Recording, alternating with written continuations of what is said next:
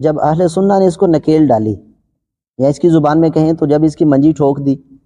اور اہل سنہ نے اس سے جب سوال کیا کہ حسن رضی اللہ تعالیٰ عنہ کے جنازے پر تیر برسائے گئے، کیا یہ صحیح سند کے ساتھ ثابت ہے؟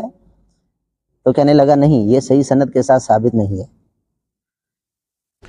امیر معاویہ رضی اللہ تعالیٰ کیوں کہتے ہیں؟ حالانکہ انہوں نے امام حسن کے جنازے پر تیر چلوائے، نبی علیہ السلام نے فرمایا جس نے میرے اہل بیت کو دکھ پہنچایا اس نے مجھے دکھ پہنچایا۔ یہ امام حسن کے جنازے پر تیر چلانے والی بات بالکل ثابت نہیں ہے۔ اسی طریقے سے یہ کہنا کہ حضرت عائشہ کو انہوں نے قتل کروایا تھا نعوذ باللہ گڑھے میں پھینک کے، یہ بھی غلط ہے۔ شیعہ میں سے کافی لوگوں کا کہنا ہے کہ حضرت امام حسن علیہ السلام کے جنازے پر تیر چلائے گئے، جی چلائے گئے تھے، اس سے بڑی باتیں ہوئی تو اس میں سے نکالنا کیا؟ نکالنا بنو امیہ دشمن سے ظاہر ہے۔ امیر معاویہ رضی اللہ تعالیٰ کیوں کہتے ہیں؟ حالانکہ انہوں نے امام حسن کے جنازے پر تیر چلوائے، نبی علیہ السلام نے فرمایا جس نے میرے اہل بیت کو دکھ پہنچایا اس نے مجھے دکھ پہنچایا۔ یہ امام حسن کے جنازے پر تیر چلانے والی بات بالکل ثابت نہیں ہے۔ جی ناظرین، آپ نے سن لیا، یہ چیز صحیح سند کے ساتھ ثابت نہیں ہے۔ سالوں سے لوگوں کے دلوں میں بغض بڑھ رہا تھا، اب کہتا ہے کہ یہ صحیح سند کے ساتھ ثابت نہیں ہے۔ اب یہ مئی کا مہینہ 2023 جب دوبارہ اسی چیز کے بارے میں سوال ہوا،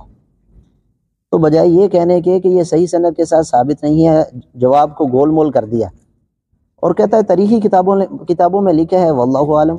عاطف رمضان بھائی کا جو سوال ہے، امام حسن علیہ السلام کے جنازے پر تیر برسائے گئے تھے، کیا یہ واقعہ صحیح سند سے ثابت ہے؟ بس یار یہ تاریخی باتیں ہیں، واللہ عالم۔ لیکن یہ تو درست ہے کہ حسین ابن علی کو انہوں نے جنازہ نہیں پڑھانے دیا، اور انہوں نے بھی ٹالریٹ کیا کہ ٹھیک ہے، اس وقت گورنر مدینہ جو ہے وہ مروان بن حکم تھا، اور ظاہر ہے کہ اہل بیت کا ہمیشہ سے یہ اسٹانس رہا ہے کہ حاکم وقت جو ہے وہ حقدار ہے کہ وہ امامت کرے، تو اس لیے پھر وہ کمپرومائز کیا انہوں نے۔ اور یہ بھی ہے کہ روضہ رسول میں وہ ساتھ دفن ہونا چاہتے تھے حسن ابن علی،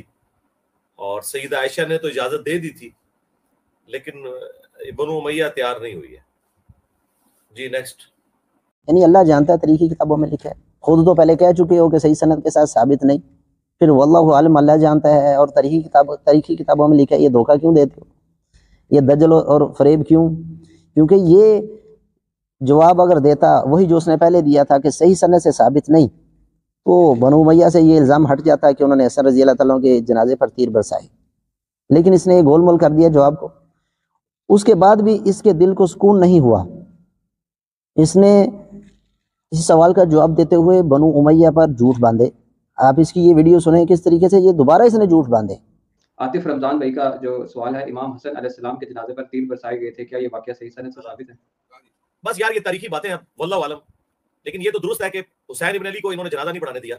اور انہوں نے بھی ٹالریٹ کیا کہ ٹھیک ہے، اس وقت گورنر مدینہ جو ہے وہ مروان بن حکم تھا، اور ظاہر ہے کہ اہل بیت کا ہمیشہ سے یہ اسٹانس رہا ہے کہ حاکم وقت جو ہے وہ حقدار ہے کہ وہ امامت کرے، تو اس لیے پھر وہ کمپرومائز کیا انہوں نے۔ اور یہ بھی ہے کہ روضہ رسول میں وہ ساتھ دفن ہونا چاہتے تھے حسن ابن علی، اور سیدہ عائشہ نے تو اجازت دے دی تھی، لیکن بنو امیہ تیار نہیں ہوئی ہے۔ جی نیکسٹ۔ جب سائل سوال پوچھ رہا ہے صحیح سند سے ثابت ہے یا نہیں، اس کا جواب کیا ہونا چاہیے تھا کہ صحیح سند سے ثابت نہیں ہے، کیونکہ یہ پہلے بھی اس سوال کے جواب میں یہ کہہ چکا ہے کہ صحیح سند سے ثابت نہیں ہے۔ تو پھر یہ نہیں کہنا بنتا کہ اللہ جانتا ہے، تاریخی کتابوں میں لکھا ہے، یہ ٹال مٹوئیاں نہیں بنتی، یہ دجل اور فریب دینا تو بنتا ہی نہیں تھا یہاں پر۔ پھر اس نے پھر دوبارہ جھوٹ باندھے، معاویہ رضی اللہ کے قبیلہ پر، بنو امیہ پر پھر جھوٹ باندھنے لگا، اور کہنے لگا ہاں یہ بات درست ہے، یا ویڈیو میں سن سکتے ہیں، یہ اس کے الفاظ ہیں، ہاں یہ بات درست ہے، یہ بات درست ہے کہ بنو امیہ نے حسین رضی اللہ تعالیٰ عنہ کو حسن رضی اللہ تعالیٰ عنہ کا جنازہ نہیں پڑھانے دیا، اور ان کو نبی صلی اللہ علیہ وسلم کے ساتھ دفن ہونے کی اجازت بھی نہیں دی۔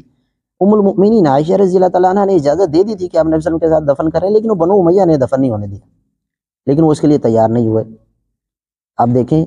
یہ بھی اسی طریقے سے جھوٹ ہے جس طریقے سے وہ جھوٹ تھا کہ حسن رضی اللہ تعالیٰ کے جنازے پر تیر برسائے گئے، کیونکہ اس کی بھی کوئی صحیح سند موجود نہیں ہے، اور اس کی بھی کوئی صحیح سند موجود نہیں ہے۔ اس نے جہاں سے بیان کیا وہ اس کا نام آپ کے سامنے لگا دیتے ہیں، ابن الاسیر رحمہ اللہ کی کتاب ہے اسد الغابہ، اس کے اندر یہ آپ اردو یہ صفحے کا اسکین اور یہ ساری باتیں وہاں پر پڑھ سکتے ہیں۔